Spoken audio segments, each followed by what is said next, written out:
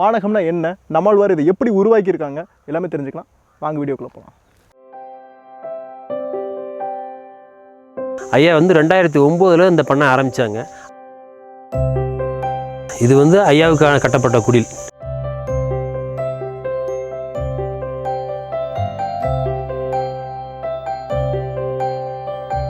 இதில் நமக்கு தனியாக மீன் வலை அடிச்சுட்டு கோழிகளை பூரா உள்ளே விட்டுருக்கோம். ஒரு 30 வகையான கோழிகள் இருக்குது. இதில்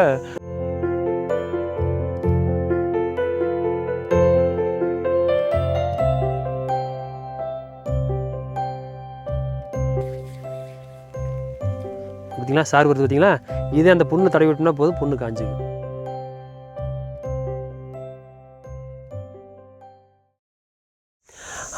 நம்ம வீடு கட்டுறோம்னா யதார்த்தமாக பார்த்திங்கன்னா நிறைய மரங்களை வெட்டிட்டு நம்ம பெருசாக ஜன்னல்லாம் வாங்கி வைக்காமல் சின்னதாக வச்சுட்டு நகரத்தில் கட்டுற வீடு உள்ள காற்று ஓட்டமும் வராது, வெளிச்சமும் வராது. ஆனால் இங்கே பார்த்துட்டுனா ஒரு பழுதடைஞ்ச வண்டியில் இருக்க சக்கரத்தை எடுத்து நம்ம இதுக்கு ஜன்னலாக வச்சுக்கிட்டோம். இதுக்கு ஆசாரி கிடையாது, எதுவுமே கிடையாது. ரொம்ப செலவு எளிமையாக குறையாக வச்சுருக்கு. நிறைய காற்றோட்டம் வர்றவங்களுக்காக இந்த மாதிரி விஷயத்தை ஐயா ஒன்று யோசித்து சொன்ன விஷயத்தை செஞ்சு வச்சுருக்கிறோம்.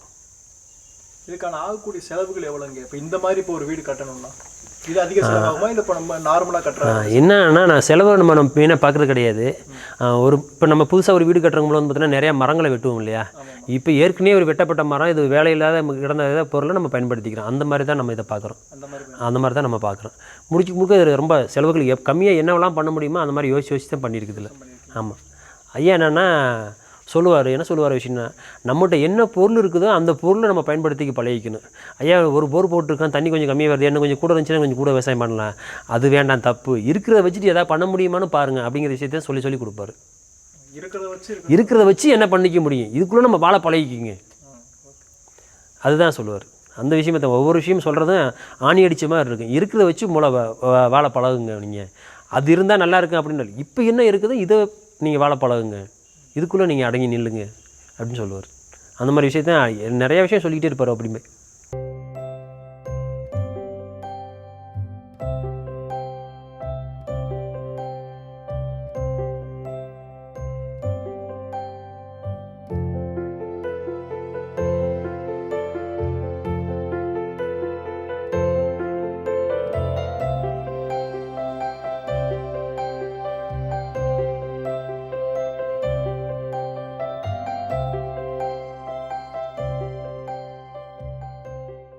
ஒரு பொட்டலக்காட்டில் எதுவாக ஒரு சீக்கிரமாக வரக்கூடிய மரத்தை நம்ம வச்சிட்டோம்னா ஐயா சொல்லுவாங்க, ஒரு மரத்தை நட்டுட்டோம்னு வச்சுக்கங்களேன், அதுக்கப்புறம் நம்ம எது மரமும் நட தேவையில்லை.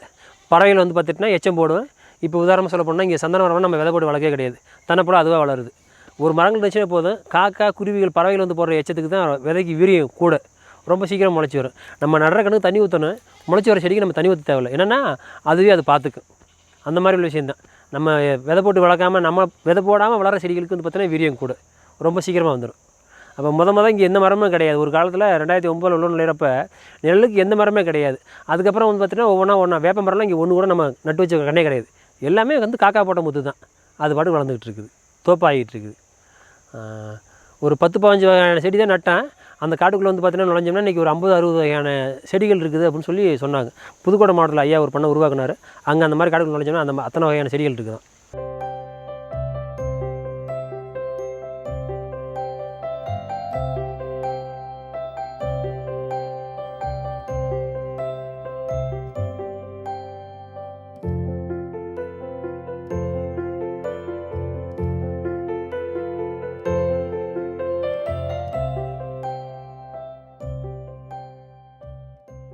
இந்த இடம் பார்த்துட்டுனா நம்ம பண்ணையோட பார்த்தீங்கன்னா ஒரு இடம். இதில் என்ன காரணத்துக்காக இந்த இதை அமைச்சிருக்கு அப்படின்னு பார்த்தீங்கன்னா, பனைமரத்தை வச்சு பரணி அமைச்சிருக்கோம். பரணி அமைச்சிருக்கும்போது பார்த்துட்டுனா நல்லா காற்று ஓட்டமான உள்ள பகுதி பார்த்துட்டுனா இப்போ வெயில் காலத்தில் நல்லா படுத்துக்கலாம், குளிர் காலமாக இருந்துச்சுன்னா மேலே ஏறி படுத்துக்கலாம். மேலேயே அந்த மாதிரி அமைச்சிருக்கோம். நல்லா ஓப்பனாக இருக்கிறனால பார்த்தீங்கன்னா காற்று நல்லா ஒரு ஜிலு வரும். ரொம்ப தூங்குறது கொஞ்சம் வித்தியாசமான இடமா இருக்குது. பார்க்குறதுக்கு ரொம்ப அந்த கொஞ்சம் குடியெல்லாம் தள்ளி இருக்கிறனால பார்த்துட்டுனா கொஞ்சம் அமைதி விரும்புகிறவங்க புக்கு படிக்கிறதுக்கு இப்படி உட்காந்து படிச்சுட்டுனா ரொம்ப ஆரோக்கியமாக இருக்கும். அதுக்காக இந்த இடத்த தேர்ந்தெடுத்து இந்த இடத்துல பார்த்தீங்கன்னா அந்த பண்ணை பரணம் அமைச்சிருக்கோம். இது பார்த்தீங்கன்னா எங்கள் குழுவில் பார்த்தீங்கன்னா ஏங்கல சஜான ஒருத்தர் இருக்கார். அவருடைய முழுக்க பார்த்தீங்கன்னா அவருடைய டிசைனால இது உருவாக்கப்பட்டது.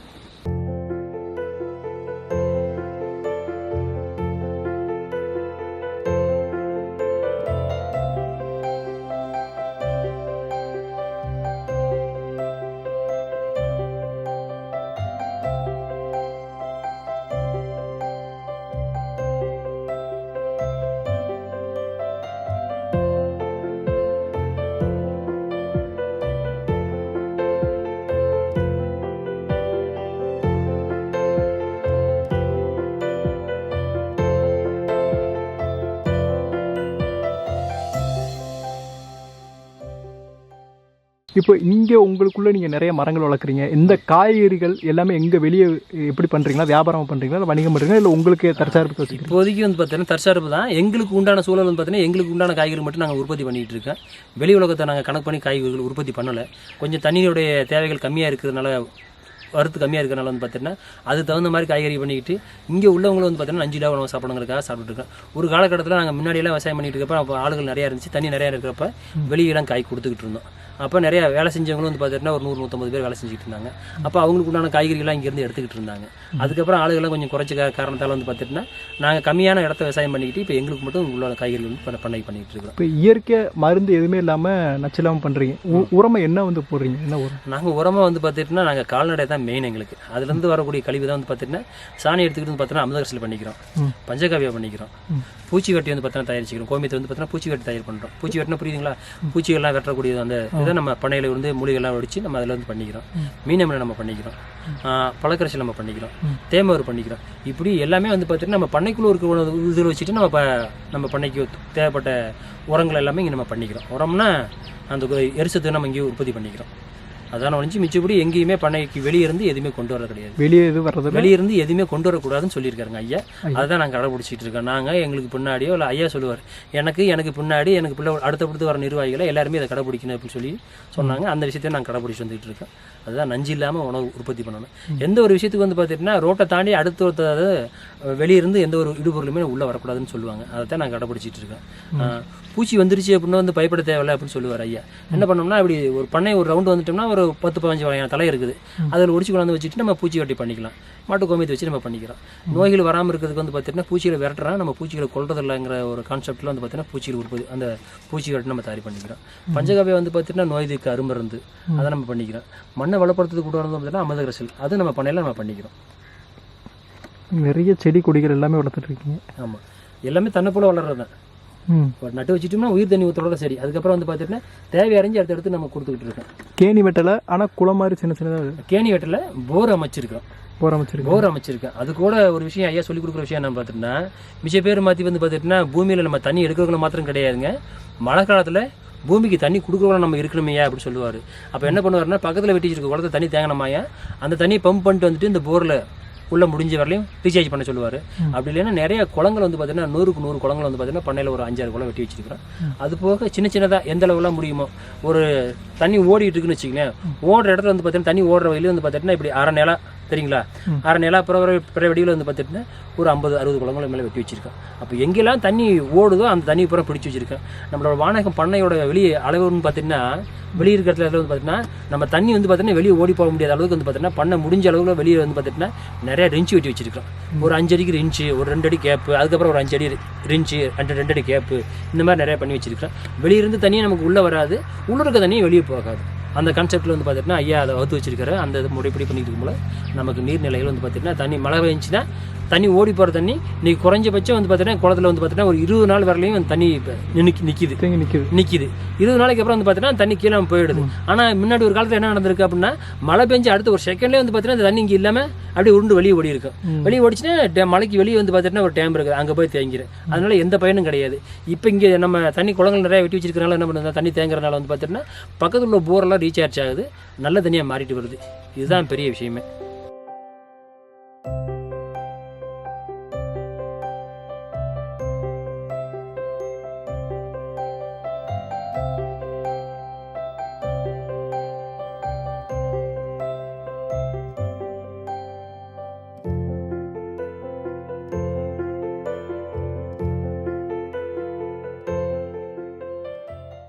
பல்லுரிச்சியர் உருவாக வந்து பார்த்துட்டுனா இந்த இடத்த நம்ம வந்து உருவாக்கிட்டு இருக்கிறோம். உருவாக்குறோம்னா நம்ம எதுவுமே இது பண்ண கிடையாது, அதுவாக வளருது, காடு வளருது.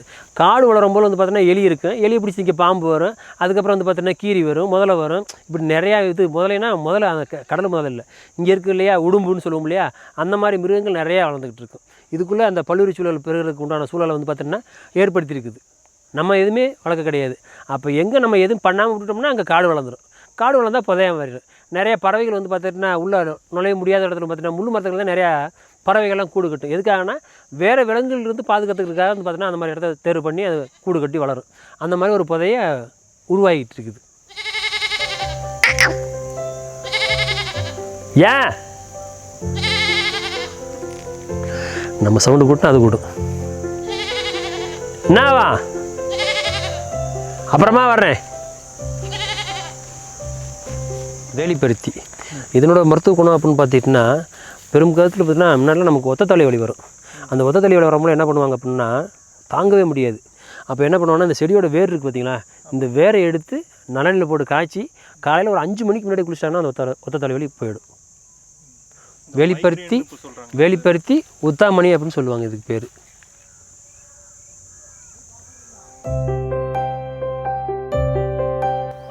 டெய்லி காலையில் ஒரு 2 இலை வந்து பச்சையாக நம்ம சாப்பிட்டோம் அப்படின்னா மூல நோயை கூட குணப்படுத்தக்கூடிய ஆற்றல் உடையது.